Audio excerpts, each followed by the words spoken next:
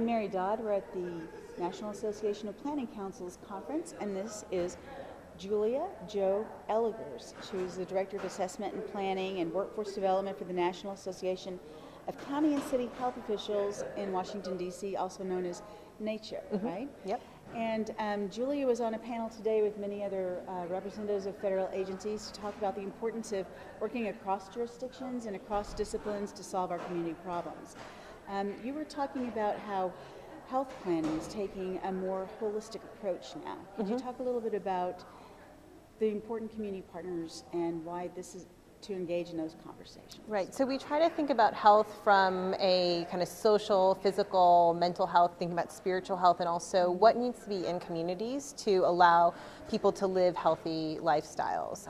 So we're not just thinking about the absence of disease, but really what needs to be put in place in communities so that people can have a good quality of life that then leads to better opportunities for healthier living.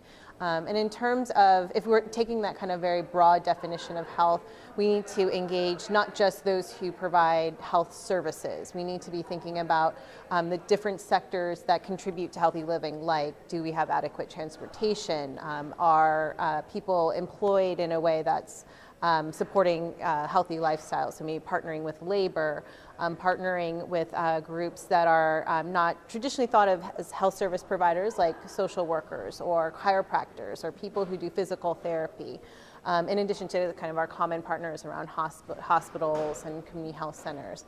We're also interested in partnering with schools and community organizations that are not affiliated with any particular sector, but just are advocating on behalf of the people who live and work and play in a given area.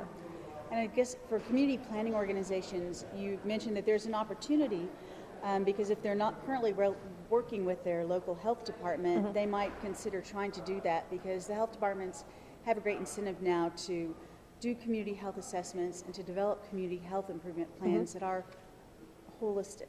Right, so as part of the accreditation process for local health departments, they're required to conduct a community health assessment, use that assessment data to create a community health improvement plan, and also implement and evaluate that plan. And so while historically health departments have done assessment work, the nature in which they're doing that is changing, and the emphasis on the importance of this work and to inform how they were improving the community's health there's more emphasis on that. Okay, well, thank you very much for speaking with us today. Thank you.